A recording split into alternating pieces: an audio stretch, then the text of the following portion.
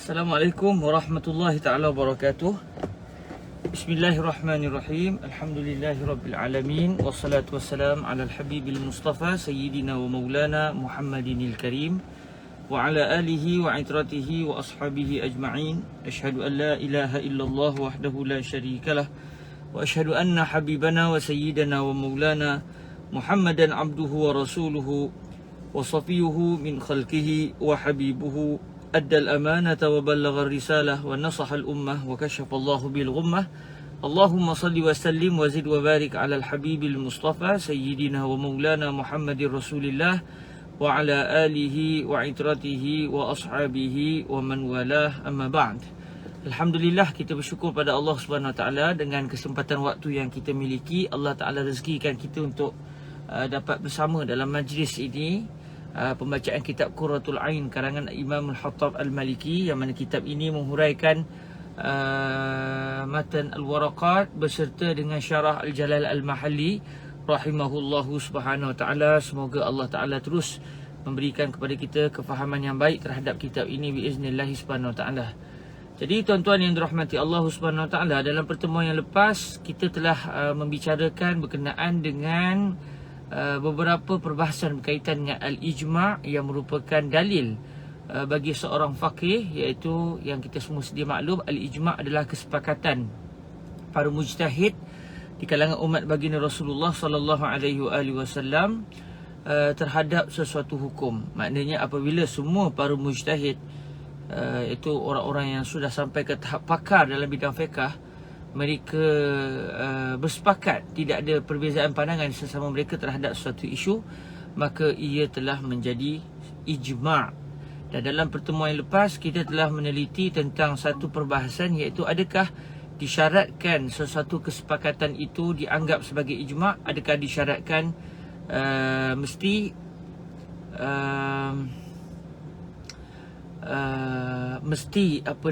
para mujtahid yang bersepakat itu hendaklah meninggal dunia keseluruhan mereka, atau tidak disyaratkan, yang dipanggil maknanya inqiradul asri dalam kitab-kitab fiqh atau kitab-kitab usul fiqh, yang akan sebut dengan nama inqiradul asri. Jadi telah kita bincangkan bahawa pandangan yang kuat mengatakan tidak disyaratkan mesti inqiradul asri.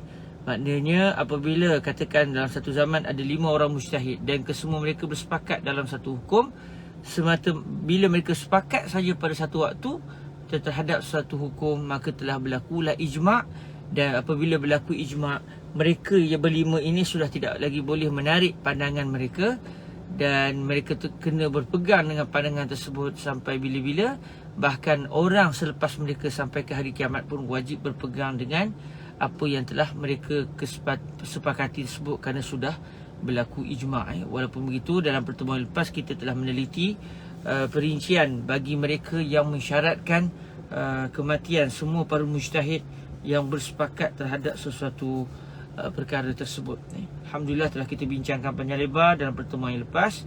Jadi pada hari ini kita akan meneliti beberapa perbahasan masih lagi dalam al-ijma', iaitu insya-Allah kita akan masuk dalam teks yang berbunyi wal ijma'u yasihhu biqaulihim wa bifi'lihim sehingga kesudahnya, iaitu macam mana ijma' itu berlaku. Mesti disyaratkan semua bercakap ke?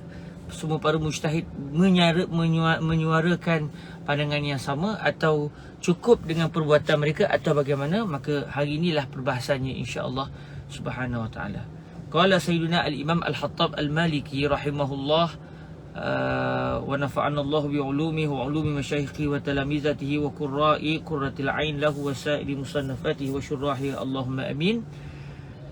وهو يشرح شرح الجلال المحلي على ورقات إمام الحرمين الجويني رحمه الله الإمام المحلي وإمام الحرمين الجويني ورحم الله مشايخهما وتلاميذهما إلى يوم القيامة اللهم أمين.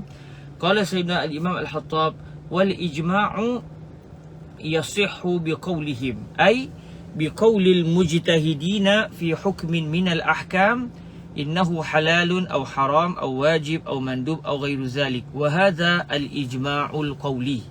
Jadi kita akan meneliti jenis ijma' yang pertama. Maksudnya bagaimana sesuatu ijma' itu berlaku melalui cara apa. Maka di sini disebut ijma' adalah sah untuk berlaku dengan ucapan mereka, iaitu ucapan para mujtahid. Maksud dia ai biqaulil mujtahidina fi hukmi minal ahkam innahu halal aw haram aw wajib aw mandu aw ghairu zalik. Iaitu dengan ucapan para mujtahid tersebut terhadap satu hukum daripada hukum-hukum syarak, bahawa sesungguhnya perbuatan bagian-bagian adalah halal atau haram atau wajib atau sunat atau selain daripada itu. Maknanya apabila katakan dalam satu zaman itu katakan ada 5 orang mujtahid, lalu ditimbulkan isu tentang sebagai contoh yang sering kita buat mudah, zaman Covid baru ni kita semayang jarak-jarak antara seorang dengan seorang. Katakan pada zaman kita ada 5 orang mujtahid. Ini contoh katakan ada 5 orang mujtahid, dan bila diajukan soalan kepada kelima-lima orang mujtahid ini, macam mana boleh tak boleh solat jarak-jarak saf ini? Katakan kelima-lima mereka mengatakan boleh. Bahkan mungkin kalau mereka kata wajib, katakan wajib semayang jarak-jarak kerana masalah penurunan penyakit, maka katakan kelima-lima orang mujtahid, katakan zaman kita ni ada 5 orang mujtahid, dan kelima-lima mereka mengatakan, setiap seorang menyebut dengan jelas bahawa menjarakkan saf pada zaman pandemik adalah wajib, katakan, maka ketika itu berlakulah al-ijma' secara sebutan, iaitu setiap mujtahid menyebut dengan jelas bahawa hukum satu perbuatan adalah bagian-bagian, dan kesemua mereka sepakat dalam hukum tersebut.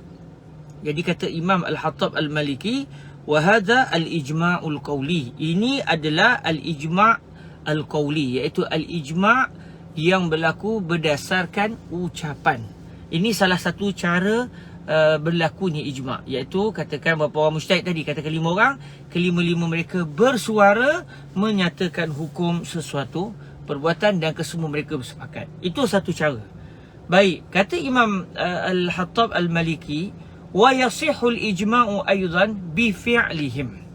Ijma' juga sah, yang boleh berlaku, sah berlaku secara perbuatan mereka. Maksud dia kalau tadi semua mereka bercakap, kali ni semua mereka tak bercakap pula. Bila diajukan soalan, kelima-lima mereka tak nak menjawab.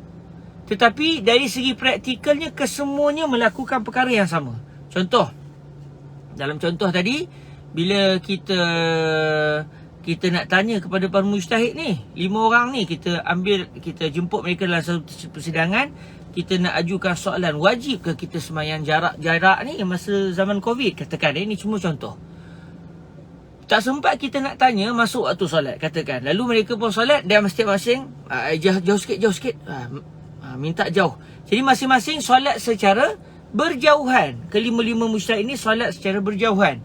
Dan kita yang baru nak tanya soalan dah tengok dah mereka semayang secara berjauhan. Jadi apabila kelima-lima mujtahid melakukan satu perbuatan dan kesemua mereka sepakat dalam perbuatan tersebut, maka berlakulah ijma' secara perbuatan, iaitu melakukan solat secara jauh-jauh itu dibenarkan oleh syarak.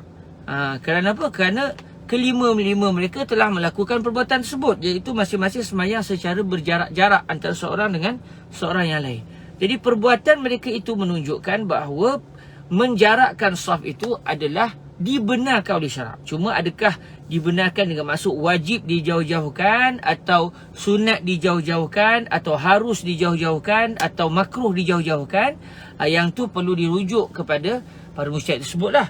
Tetapi perbuatan mereka, apabila mereka melakukan satu perbuatan dan kelima-lima mereka melakukan perbuatan yang sama, dan pada zaman itu katakan hanya 5 orang ni saja mujtahid yang ada pada zaman kita, maka perbuatan mereka terhadap satu tindakan itu menunjukkan bahawa perbuatan itu dibenarkan oleh syarak. Cuma dibenarkan oleh syarak dengan maksud perbuatan itu wajib atau sunat atau makruh atau harus, itu perlu dirujuk semula lah.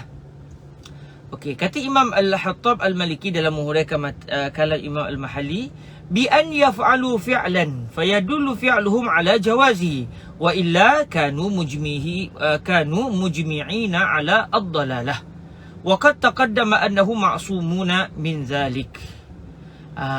Macam mana gambaran kepada ijma' yang berlaku secara perbuatan, iaitu dengan cara mereka melakukan satu perbuatan, iaitu para mujtahid itu melakukan satu perbuatan, maka perbuatan mereka itu menunjukkan bahawa tindakan yang dilakukan itu adalah dibolehkan, iaitu tidak berdosa sekiranya dilakukan. Sekiranya kita tak sebut perkara itu, baik, kalau kita berpendirian bahawa mereka mungkin melakukan satu perbuatan yang haram, maka ketika itu dia bawa kepada satu natijah yang salah, iaitu mereka telah bersepakat terhadap satu benda yang salah. Kerana mereka kesemuanya adalah mujtahid. Katakan hanya 5 orang saja mujtahid. 5 orang mujtahid pada zaman ini, tiba-tiba kelima-lima mereka melakukan satu perbuatan.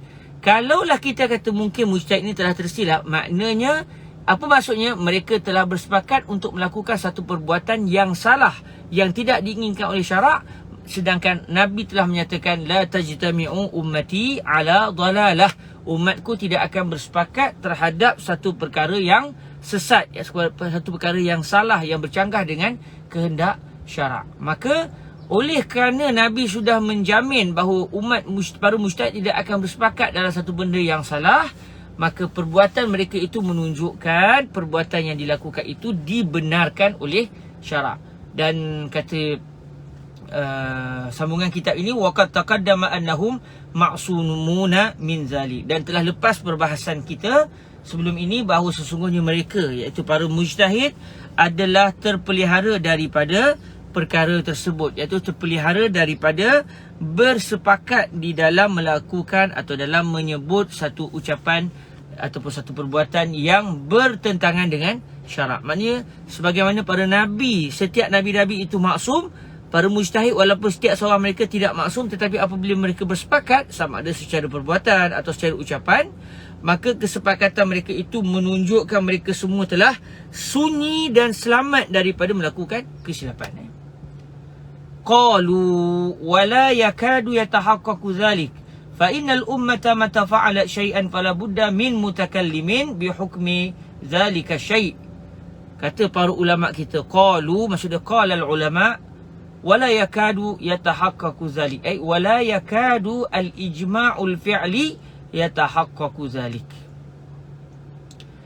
Hampir-hampir ijma' secara perbuatan ini, memang masing-masing hanya melakukan satu perbuatan tanpa masing-masing bercakap. Hampir-hampir perkara ini tidak wujud. Hampir-hampir tidak wujud. Maksudnya kita nak kata hakikatnya, walaupun secara akademiknya kita boleh membahagikan ijma' boleh berlaku secara perbuatan, secara ucapan, tetapi secara perbuatan semata-mata itu seakan-akan tidak berlaku. Kerana apa?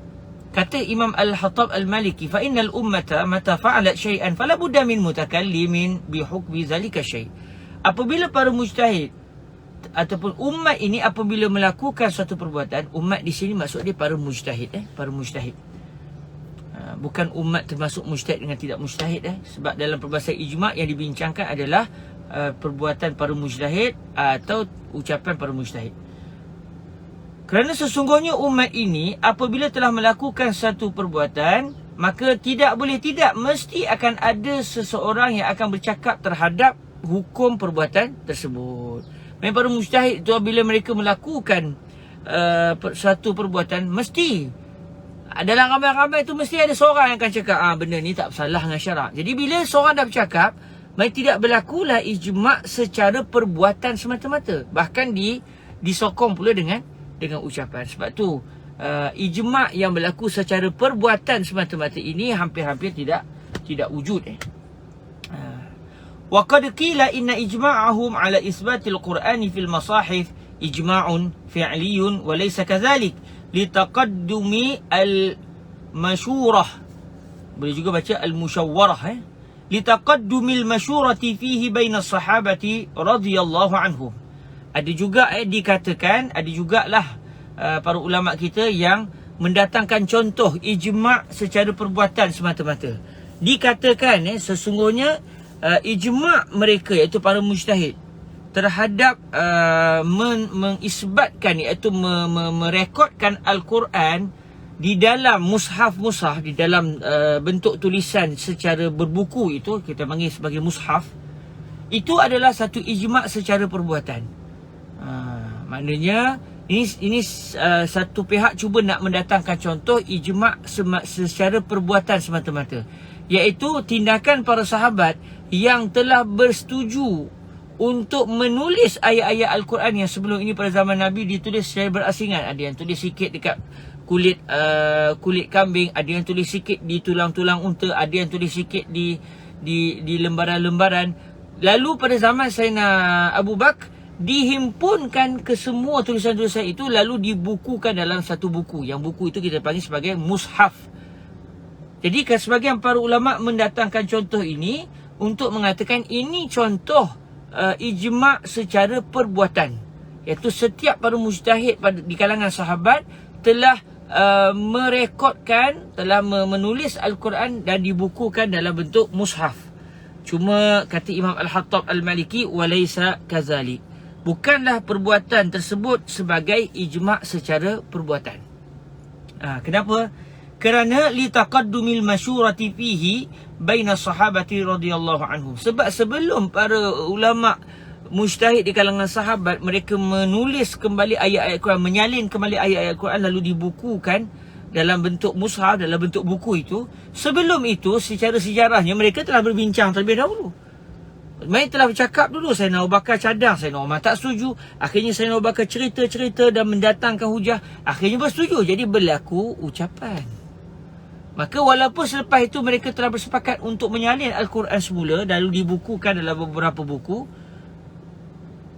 ianya bukan berlaku semata-mata perbuatan. Sebaliknya berlaku juga secara perbuatan dan ucapan. Kemudian didatangkan lagi contoh, yang didatangkan oleh sebagian para ulama yang lain untuk membuktikan bahawa sebenarnya berlaku ijma' secara perbuatan semata-mata. Waqila misalul ijma'il fi'li ijma'ul ummati 'ala al-khitan fahuwa masyru'un bil ijma' al-fi'li.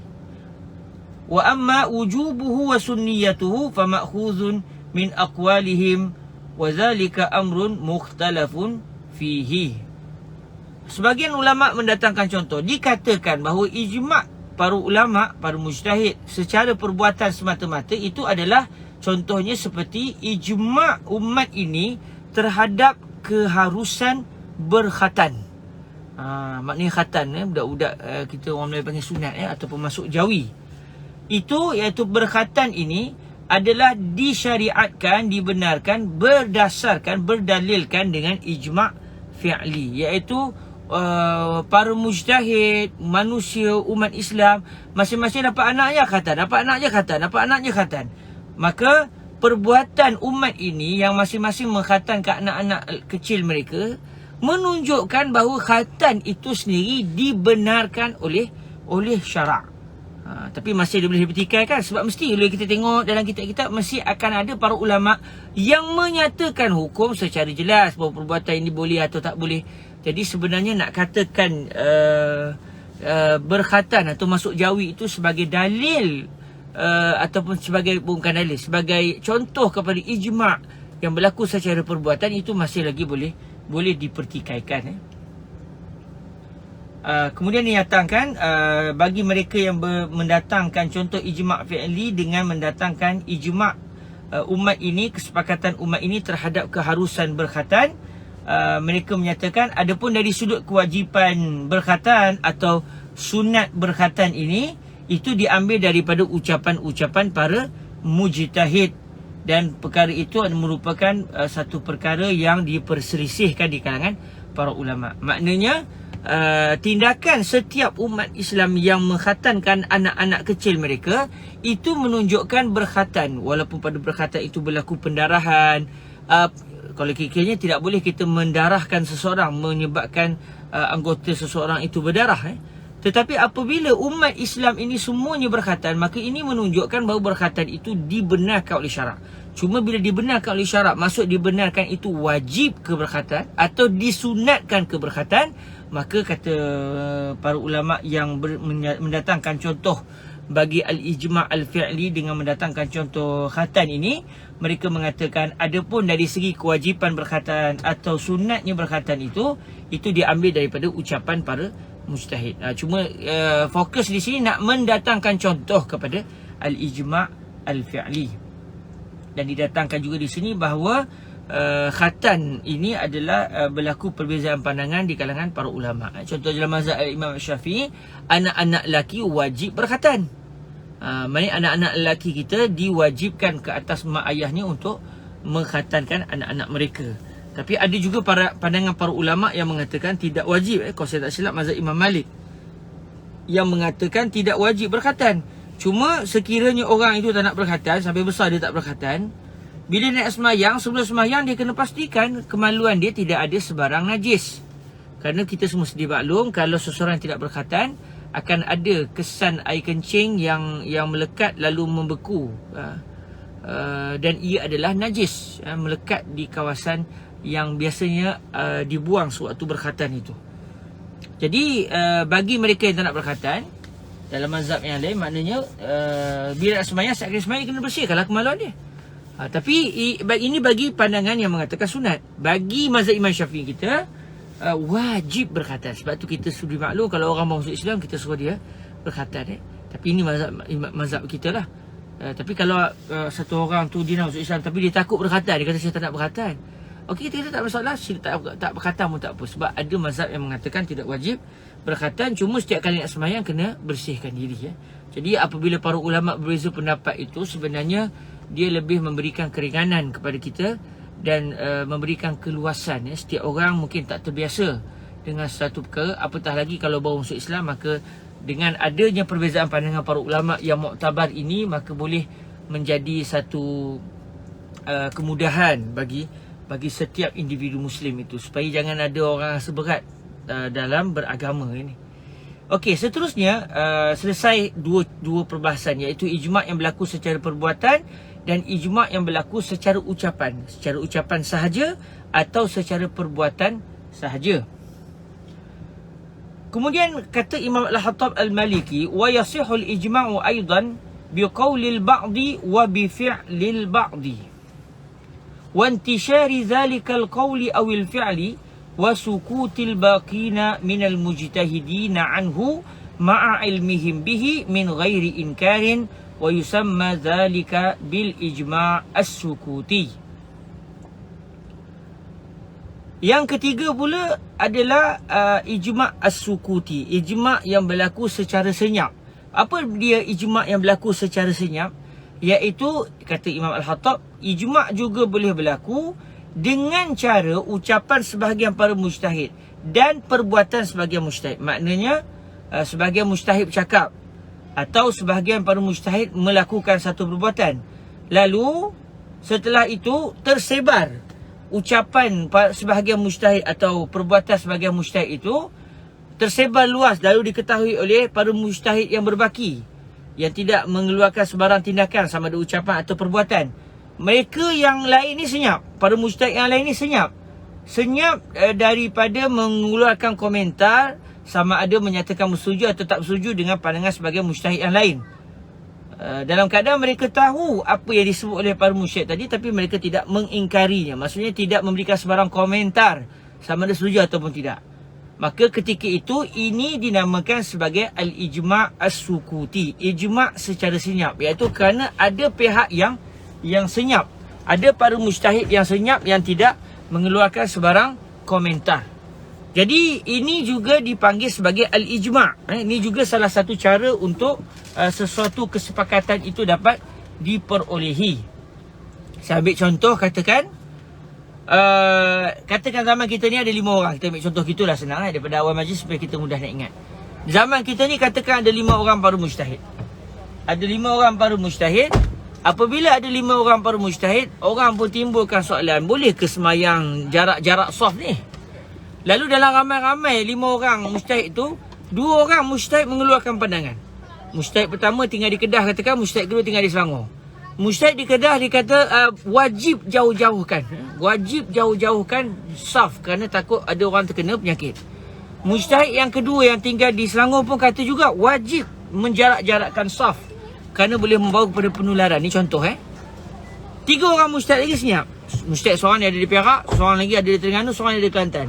3 orang mujtahid ni senyap dalam keadaan maklumat ucapan mujtahid yang ada di Kedah dengan mujtahid di Selangor tu sudah tersebar luas. Maka apabila 3 orang ni senyap, tak keluarkan sebarang komentar sama ada setuju ataupun tidak, dalam keadaan tak ada petanda-tanda yang menunjukkan mereka tak puas hati. Tak adalah bila dengar pendapat tu muka masam muka. buat muka macam tak setuju. Relax aja. Dan kita pun tak tahu dia setuju ke tak setuju. Maka ketika itu, ini dinamakan sebagai al-ijma' as-sukuti. Kerana ada para mujtahid yang mengambil sikap senyap, ada pula para mujtahid yang mengambil sikap mengeluarkan pandangan atau melakukan satu perbuatan. Jadi walaupun bukan semua para mujtahid telah bercakap dan bukan semua para mujtahid telah melakukan perbuatan yang sama, tetapi disebabkan sudah ada yang bercakap atau yang melakukan perbuatan dalam masa yang sama mujtahid yang lain senyap, maka ini telah dianggap sebagai ijma'. Kerana as-sukut alamatur ridha. Senyap tanda setuju. Senyap tanda redha, tanda setuju. Cuma kata Imam Al-Hattab Al-Maliki, kakak kalau masuk kakak tutup terus, nanti kan hawa panas datang. Kalau ni tutup pintu ni. Wa zahiru kalamil musannif annahu ijma' wa fihi khilaf wa qila innahu ijma' wa qila innahu hujjatun wa laysa bi ijma' wa qila laysa bi ijma'in wala hujjah. Jadi kata Al-Imam Al-Hattab Al-Maliki, apa yang zahir, apa yang terpampang pada kalam musannif iaitu Imamul Haramain Al-Juwaini menunjukkan bahawa ijma' sukuti dinamakan sebagai ijma'. Maknanya dianggap ia sebagai ijma' dan dia diiktibar sebagai ijma'. Maknanya di sisi Imamul Haramain Al-Juwaini, kalau ada mujtahid yang bercakap mengenai satu hukum atau ada mujtahid yang melakukan satu perbuatan, kemudian mujtahid yang lain semua senyap, tak kata apa, maka ini dinamakan juga sebagai ijma' yang mu'tabar di sisi Imam Al-Haramain Al-Juwaini.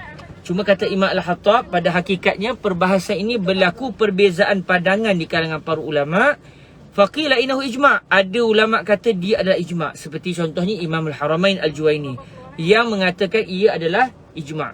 Wa qila innahu hujjatun wa laysa bi ijma'. Ada juga para ulama yang mengatakan ini bukan ijma'. Ijma' sukuti pada hakikatnya bukan ijma', tidak berlaku ijma'. Sebab ada pihak yang senyap dan kita tak pasti senyap tu tanda dia setuju ke tak setuju. Cuma walaupun dia bukan ijma', di sisi para ulama ini tetap fenomena itu menjadi dalil kepada fiqh. Hujjatun di sini maksudnya dalil. Maknanya kesepakatan, bukan kesempatan.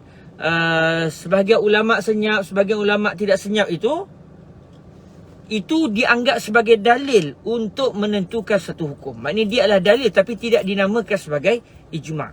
Wa qil laisa bi ijma'in wala hujjah. Ada juga para ulama' mengatakan ijma' sukuti pada hakikatnya bukan ijma' dan dia juga bukan dalil yang mu'tabar. Maknanya tidak dianggap tindakan itu sebagai dalil. Wallahu ta'ala a'la wa alam. Saya mohon maaf tuan-tuan, saya berhenti awal sikit hari ni sebab kami nak berjalan. Kami sekeluarga kebetulannya nak pergi berjalan, nak pergi ziarah ayah kepada sahabat kepada ayah saya. Jadi sambil-sambil anak-anak pekat bersiap ni, saya mengajar sekejap dalam tempoh setengah jam dan alhamdulillah dapat kita selesai mendalami perbahasan ijma' yang didatangkan secara ringkas dalam kitab Qurratul Ain. Alhamdulillah, insya-Allah minggu depan kita akan masuk kepada perbahasan yang seterusnya, iaitu adakah maknanya perbahasan tentang ijma' dah selesai, dah habis. Kita akan masuk kepada perbahasan yang seterusnya pada minggu depan, iaitu masuk tajuk yang baru. Adakah ucapan seseorang sahabat Rasulullah itu menjadi dalil bagi fiqh? Maknanya kalau seseorang sahabat Rasulullah menyatakan hukum bagi satu perbuatan ini bagian, katakan, adakah itu dianggap sebagai dalil yang wajib dipegang atau pada hakikatnya ucapan sahabat bukan dianggap sebagai dalil? Wallahu ta'ala ala alam. Kita akan bicarakan perbahasan ini pada minggu hadapan biiznillah subhanahu wa ta'ala. Aku qali hadza wa astaghfirullah li wa lakum. Mohon maaf kepada semua kerana terpaksa berhenti awal. Ala kulli hal, ma la yudraku kulluhu fala yutraku julluhu. Mana yang tak dapat semua, jangan kita tinggalkan semua. Hari ni kita dapat setengah jam, alhamdulillah, dan saya bersyukur sebab keluarga siap lambat sikit. Kalau dia siap awal, kena berhenti awal lah saya. Tapi bila mereka berhenti lewat, dia siap lewat, alhamdulillah setengah jam dapat kita baca kitab Qurratul Ain. Jazakumullahu khairah. InsyaAllah pertemuan depan kita tunggu lagi biiznillah. Kita tangguhkan majlis kita dengan sama-sama kita berselawat ke hadrat baginda Rasulullah sallallahu alaihi wa alihi wasallam. Allahumma salli afdala salatin ala as'adi makhluqatika sayyidina Muhammadin wa ala alihi wa sahbihi wa sallim adada ma'lumatika wa midada kalimatika kullama ذكرك الذاكرون وغفل عن ذكره الغافلون اللهم صل أفضل صلاة على أسعد مخلوقاتك سيدنا محمد وعلى آله وصحبه وسلم عدد معلوماتك ومداد كلماتك كلما ذكرك الذاكرون وغفل عن ذكره الغافلون اللهم صل أفضل صلاة على أسعد مخلوقاتك سيدنا محمد وعلى آله وصحبه